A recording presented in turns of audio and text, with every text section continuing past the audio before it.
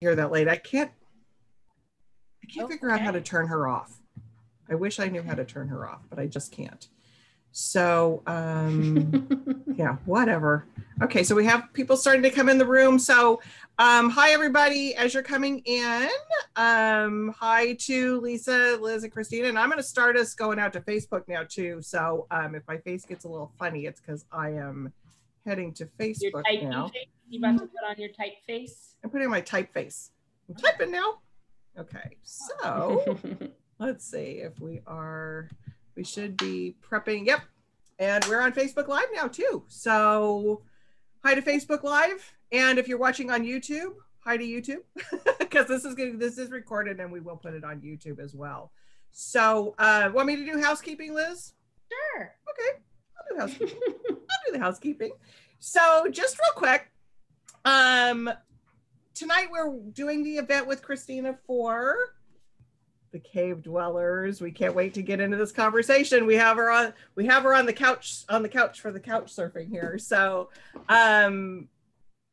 couple things depending on how you're watching. If you're on the webinar with us right now, you can, if you scroll over your screen, there's a little Q&A button at the bottom of the screen, and you can put your questions in there if you have for Christina. If you're watching us on Facebook Live, you can go ahead and throw questions to Christina and Liz and Lisa on the comment section there, and we will we'll try to feed those in live. So if you have them right away, just go ahead and start asking questions and we'll feed those into the conversation live.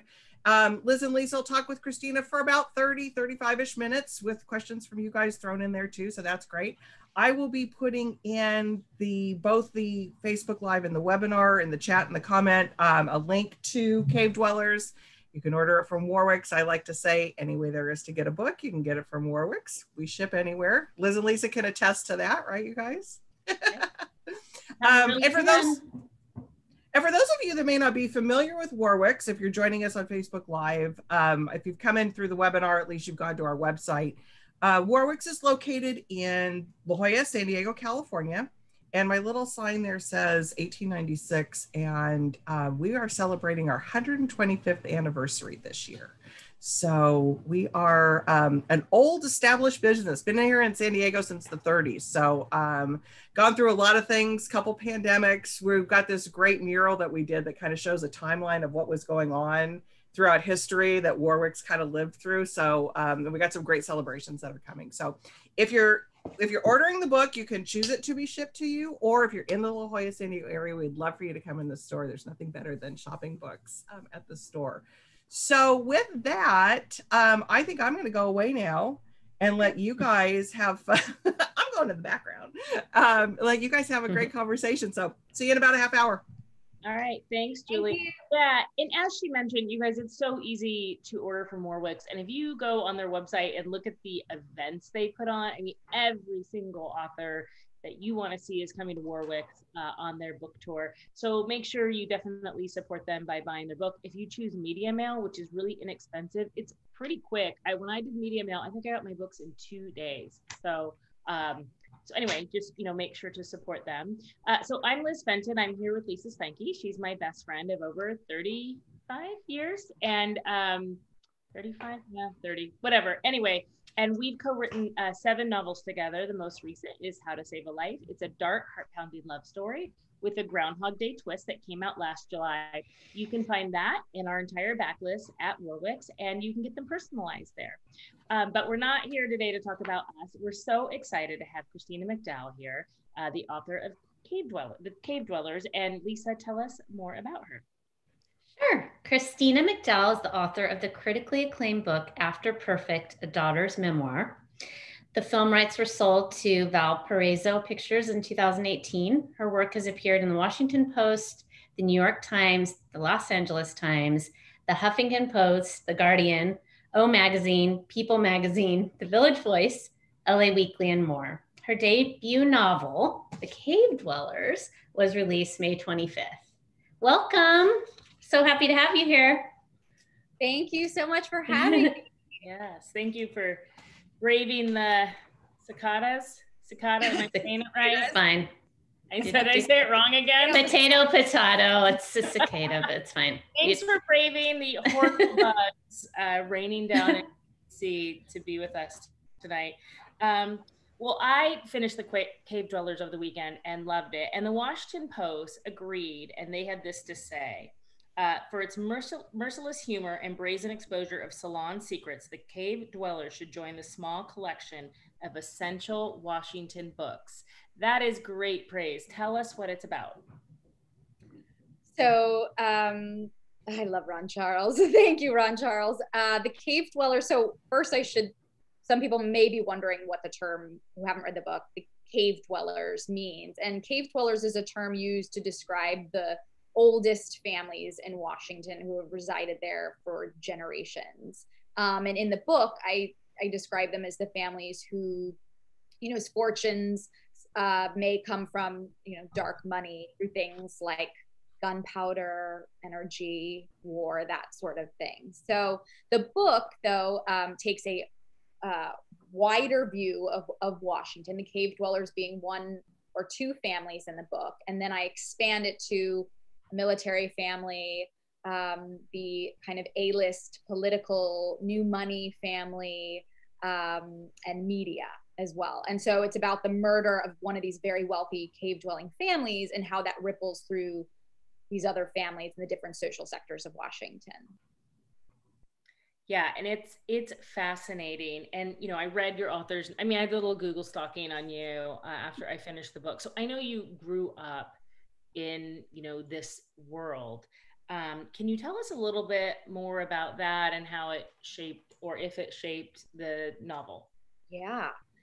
So yes, in my author's note, I describe how my childhood really profoundly impacted this book, and as well as my father's incarceration, which is described in my memoir. I talk about the scandal that my parents survived or maybe didn't survive here in Washington when I was a teenager. And so this book is obviously very heavily influenced by that experience. And I think, in my author's note, I really, growing up in such a privileged place and this proximity to power, not just personal power and wealth, but also institutional power, across the country. It's the epicenter of power. And so I wanted to really ask this question of when I moved back here, because I spent a lot of time away from here. When I moved back here, I really noticed that not much had really changed. And I really, in my author's note, like you referred to, I really asked this question of when I start to see the next generation kind of repeating their parents, going to the same country clubs, joining the DAR, women still wearing white gloves for their ceremonies, like these things that just seemed like, how is it still possible that we are living in an era today with Black Lives Matter, Me Too, all these movements that this kind of way of life is still perpetuating itself. And so I wanted to ask the question of, will the next generation change? Will they be different? What does it take to have someone change when they're, going to inherit, millions of dollars, and what does it mean if their legacy? I also really loved this idea of exploring legacy, family legacy, American legacy, and what happens when that legacy is dark. What happens if it's corrupt in some way. So. Right. And I totally agree. And I'm glad you brought up your memoir about your father. And one question I had, and if maybe you could tell everybody a little bit about that, because it's fascinating, but also kind of a second part of that question is, did you ever think about writing The Cave Dwellers as nonfiction as well? Or was it in your mind always going to be a fictional setting? And one thing before you answer that, you guys, if you have questions, ask them in the chat, or if you're on Facebook, put them in the comments, and we'll make sure they get answered. Gosh, that's a really good question about nonfiction. I never thought about nonfiction, maybe because the legal team for my memoir was so hard on me. Because when you're talking about people who have power and who have money, and if it is nonfiction, it's just kind of like, when you're dealing with powerful figures, it's just kind of going to be a legal nightmare no matter what, right? And so how could I explore these issues and really approach this? But I did approach it kind of like an investigative journalist, you know, like I got into exclusive clubs like the Alibi Club, a gentleman's club that's, you know, been around for like over a century. And again, it's like time traveling when you go inside. It's one of my favorite scenes in the book. And so I also love history. I love true stories. I actually read mostly nonfiction, which people are surprised to hear, you know, writing a novel, but I love being able to take these truths and control them and create a story and blow them up and, you know, write the scene at the Russian ambassador's, you know, residence and, right. and use my imagination. But I think it would be illegal. Well, right. And you have like little, at the end of like chapters, you'll have like a fact about a place with footnotes, right? And those are real, you know. Yes. You weave that in, which I thought was interesting.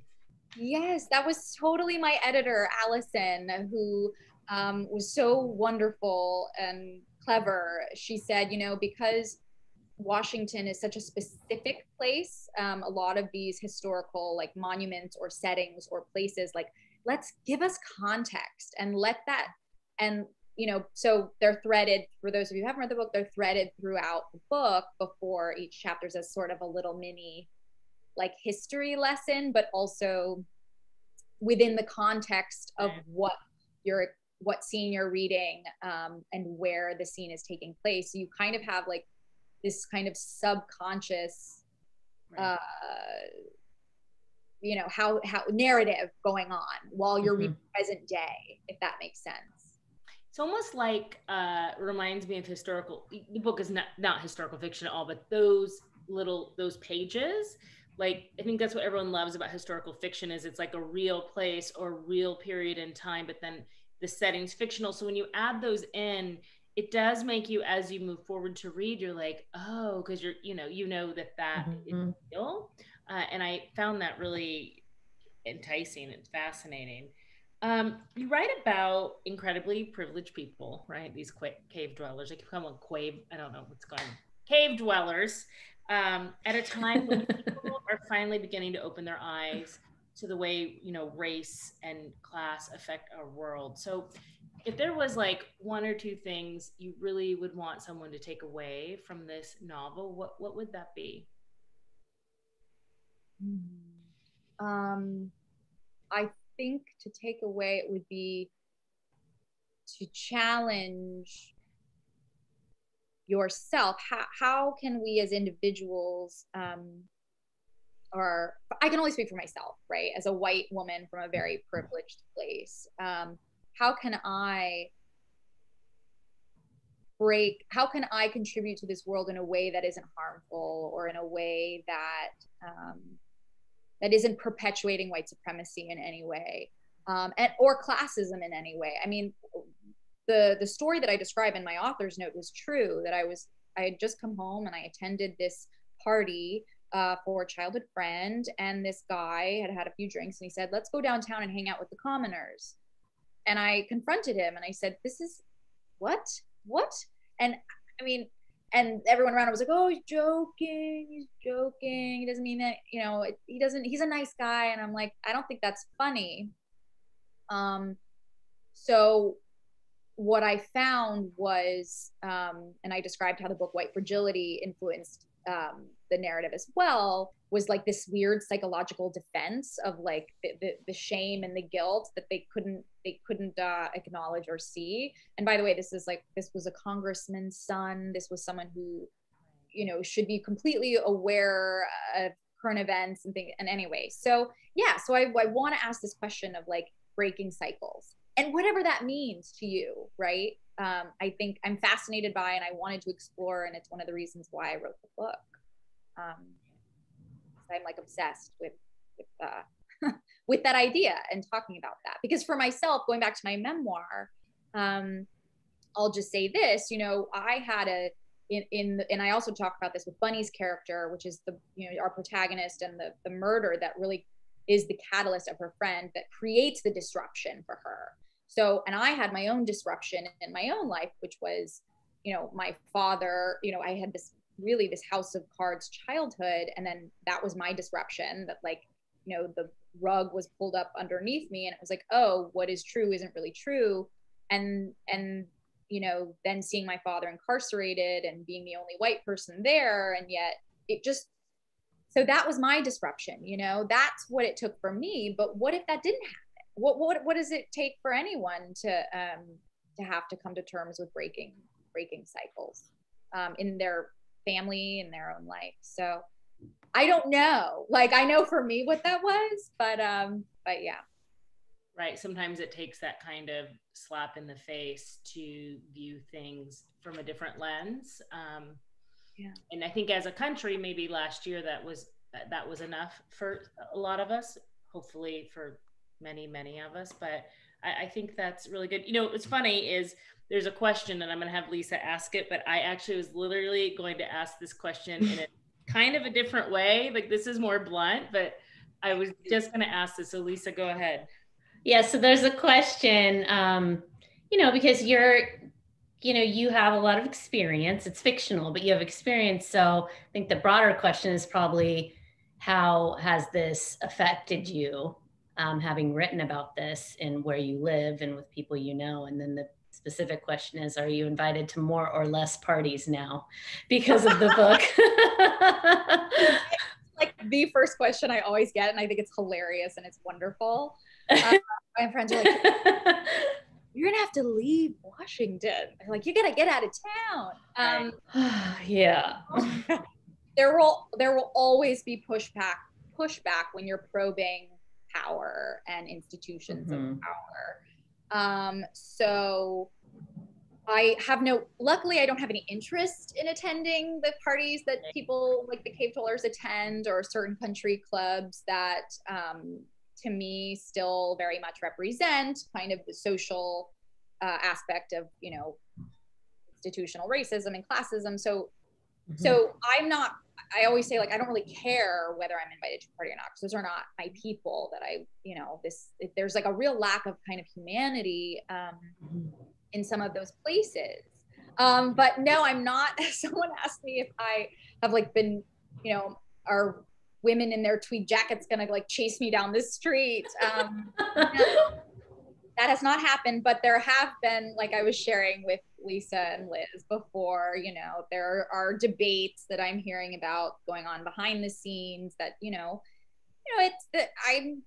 it's a provocative book. I have opinions, and people are going to have opinions about it. I actually got into a yelling argument with a journalist from Washingtonian, you know, about, certain influences. And, you know, when you're kind of knocking someone's town a little, even if it's my own, even if I grew up here, it's, you know, it's going to irk people. But I always say I didn't become a writer to make people feel comfortable. You know, I became a writer because I'm curious about people in the world, and I have a lot of questions. And you had, you know, I don't want to give anything away, but you had both characters on both sides of the political fences that were very privileged. And I thought it was insightful how you played it. Like, certain people might feel like, oh, I'm this political part, so I'm more like that, like I'm so hot, you know, I don't know how I'm going to describe it correctly here, but I think you did a nice job of showing, just if someone was with one political party or another, like that privilege sometimes outweighs all of it. Yes. I'm so glad you brought that up. Thank you. That's such a wonderful observation, because I really approached it. You know, after the election, I was really angry on both sides, and I actually registered as independent, and I really wanted to approach the book just from like, okay, obviously I'm gonna have my own biases, my own childhood, my experiences, but I really want to take a step back here and just observe this world that I've been away from for so long, because I lived in Los Angeles for so many years. But what I really found, and I hate to say it, but the liberal elite was very complicit in this, very, very, and you know, the establishment, very, very complicit. The liberal establishment here, because Washington is primarily a blue town, and so, and I I hope anyway in the book that, you know, I wasn't trying to show this or that, but all, when it becomes about, when you're so powerful, it's really like less about party and more about, like I say, you know, Ivanka Trump lived literally a baseball's throw from Barack Obama in Colorama. So they're neighbors. Yeah. I think you did a good job. I think you played it well. That I felt like the liberal elites that you portrayed in there, I think they saw themselves differently, but like your narration showed that it really was very similar, which I think was done very, very well. Let's see. Oh, sorry, I forgot my thing. So, okay, let's switch gears for a minute. I want to talk about this cover. This is a fantastic cover. And when this book showed up at my house, I was like, oh, tell us about the process with this. So that was a gorgeous surprise from the incredible design team. But it was inspired by the bunnies, Bartholomew, who is from the big cave dwelling family in the novel.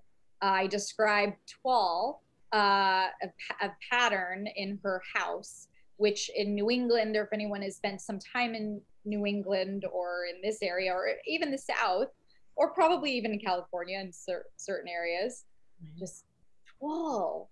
I just reminded me of like colonial family and picnics, and my mother loved Toile, and I remember being like 18, and I remember I was talking to my boyfriend at the time's mom, and I said something like, oh, Toile, and she was like, you know what Toile is? And I was like, oh, I guess that's a little weird that I know what Toile is. And so anyway, it's a theme in the book, and they decided we would do something cool with it and make a Toile cover with cigarettes and champagne. Mm-hmm. Well, you know, I think covers are like, there's such trends in covers. I wouldn't be surprised if you see some more that look like this, because it's just really beautiful. And the colors, like I love like the faded red, like I love it. They really did a nice job. They did such a beautiful job. A friend of mine at the Post was like, I want that as my powder room wallpaper. I said, it would be a good wallpaper. The Capitol, so pretty. You started a trend. Let's talk a little bit about, so your book came out on May 25th. What did your book tour look like? Are you doing a total pandemic book tour? Are you doing combination? You know, how has that experience been for you? It's been Zoom only so far. I'm talking to a couple of people locally, some other community leaders and people here in Washington about doing an in-person event, but we've actually been pretty slow in DC to like fully reopen. I think June 11th, which is this coming Friday, we are starting to be a little more free here, but everyone here has been pretty conservative. So as far as right now, I'm only traveling virtually. But hopefully, I'm hoping that there could be some potential in-person events down the line. Would be awesome. I mean, I would love it. I miss California. You gotta come out. You gotta see Warwick's in person. I know, and I actually I went to La Jolla as a kid, and I love it. I love it. It's beautiful there. I want to talk a little bit about your debut, your first book, which was nonfiction. So your debut nonfiction. Because it was something very personal, right? And you talked about the legalities of it and so on and so forth. What inspired you to write that? And I'm actually going to order that next, because after reading this, I want to read that. So tell us a little bit about what that was about, and then what triggered you to write that. Yeah.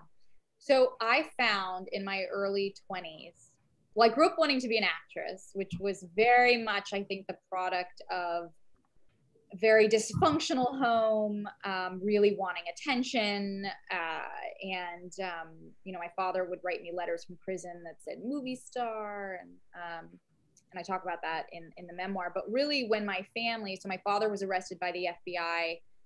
He was involved in the Wolf of Wall Street scandal, which I'm sure many of you have heard about that when that film came out.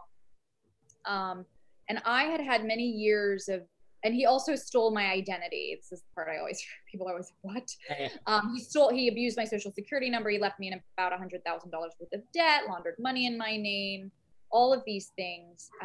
And then went to prison, and I was just left with, like, I was just this privileged kind of entitled, like, girl who never really who always was told I was going to be taken care of. And then it was like, what, now I have to figure out how to operate in this world, just where I'm transitioning into adulthood and not knowing who I am. And so over the years, acting became less and less fulfilling. And I started writing just quietly. As a young, sad girl might have started with some poetry and just wanting to write. And I found it to be very cathartic. And over time, I started screenwriting and just I became friends with writers. I found writers to be really interesting people, really fun to talk to. And I started collecting them as friends in Los Angeles at the time. And then I wrote the pilot because I thought, I'll turn this into a TV show, thinking something I could do at 22. And I gave it to a friend of mine, and she said, this isn't working. I want you to collect all the letters your dad wrote to you from prison, all the emails, pictures, stories, just write in chronological order what happened. So what I created was this like multimedia package, and she took a look at it, and she was working at a literary agency at the time. And she said, this is a book. And I said, you're insane. I don't know how to write. I can't write a book. And I just studied memoir. I read a ton of memoirs. Lucky by Alice Sebold really changed my life. Heartbreaking Work of Staggering Genius. I thought, wow, other people have written about tragedy and terrible things that have happened to them and how they've overcome them. And so when The Wolf of Wall Street came out, I was seriously just pissed. I was just like, they're glorifying greed. There were so many victims. I mean, my mom and my sisters, and we went through, women in particular, horrible things have happened. This is obviously pre-Me Too. Right. And I penned an open letter for the LA Weekly, and I protested the film, and I gave it to a friend of mine who was a journalist there. And that's how I met my editor. And from there it changed my life. That was an article that went viral, and I took a meeting and I wrote a proposal, and I just started, I just got lucky. The right place, right time, and anger. Anger. I don't blame you. Lisa, did you say you had some comment over on Facebook? Yeah, it's from Facebook, and it's from Bonnie, and she says, I must disagree with the characterization of liberal elites as equivalent to far-right elites. Our Congress as an example. In my honest opinion, there's no more equivalency between the two, even though I understand the excess of privilege. I am reading and enjoying the book, however. So. No, I don't think they're equivalent. I don't at all. Yeah, I don't either, by the way. Right. Yeah, so no, I didn't mean that as far as being equals, because I actually am reading about the alt-right right now, and that's a whole extreme. The spectrum of that is really scary. But I actually met with the former mayor of Minneapolis, Betsy Hodges, who was dealing with a lot of these issues in her city, and she wrote this wonderful op-ed in the New York Times kind of talking about this issue and sort of what she noticed as far as a lot of pushback on public policy around a lot of these issues. So if you're curious, I would definitely, she's doing a lot of wonderful work in this area. She's someone that I would definitely look up, and I'm not an expert on politics or, I'm a fiction writer, but yeah, no, I don't think they're equivalent, but there is pushback, depending on the city and place. Yeah. Yeah, I think the point I was making that you have to really read the book, and you'll kind of see it's really nuanced, and I'm not even sure I did a good job of describing it. But you knew exactly what I was talking about when I said, yeah, I have to read the book. They're definitely not equivalent, but I think there was there's a scene in the book at the country club, and I don't want to give anything away, but it just kind of was a aha moment for me, but certainly they're not equivalent. Yeah, no. And I wanted to show all sides, and I wanted to, in the satirical aspect of it. And I also, Kate's character, who's this young Republican who believes in, you know, climate change and all these things. But we watch kind of her, you know, navigating that world as a woman, in that man's world. So I hope anyway that I tried to show that, like you said, the nuances of all the different sides. And sounds like she's reading it and liking it. She's just probably not quite all the way through, so didn't understand. So I'm glad you guys clarified. Yeah. For her point, you know, the character of Kate, who is a Republican, but she has some, you know, views. I think, like many of us, like, it's not all or nothing, and you can choose the things, and maybe that's harder in today's climate. But really, at the heart, you can be a Republican that believes in climate change. I mean, the two things aren't exclusive. And I'm glad you brought that, Kate, up, actually, because I did like how you did that. And I felt like it was maybe not realistic for someone working in DC. I would hope it would be, but maybe not right this minute, maybe. But for normal people that feel, you know, have different views about different issues. Totally. Yeah, so that is, okay, we're coming up on 5:30. Lisa, are there any more? I have one, just one more from Catherine on Facebook is just wondering if, we kind of touched on this, but not directly. Do any of your friends, have any of them thought they were a character in your book, or or at least someone you use as maybe an example of a character in the book? Yeah, well, certain little things maybe are sprinkled in, right? But I feel like, definitely sprinkled in, but I've also maybe the bones of something, or maybe a storyline-ish. But I pull so much from the nuances, the real nuances. I pull so much from my own experience or my own kind of life. Like merge a bunch of different things into one, probably, right? Like Billy, for example, Bunny's boyfriend, like there's a lot of me in that, and he's a a teenage boy, you know, his dad, his dad, and so I pull some of that from my life. So, you know, and you know, the murder in the beginning, I read this in your author's note, and I actually had already put two and two together, is pulled from a pretty famous real event that happened. I remember when that happened, the family, it was terrible. But and you mentioned on your author's note.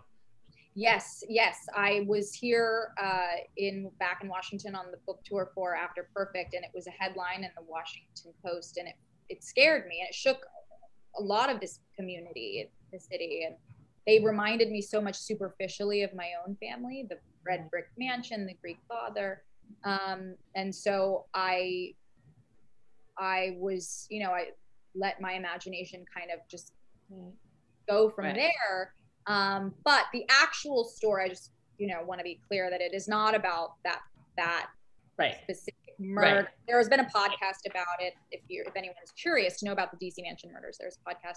But I pulled very heavily from the DuPont family, the Koch brothers. I studied a lot of these old dynasties here, and sort of how their money has impacted America, across the country. Right. Well, that could be a whole another book in itself. Right. Yeah. Exactly. Well, you did a beautiful job. I see Julie's back with us. Christina, tell us where we can find you online. Yes, you can find me. You can contact me through my website at ChristinaMcDowell.com. You can find me on Instagram. I'm like, what's my handle? Christina McDowell author, or author Christina McDowell. Christina McDowell author.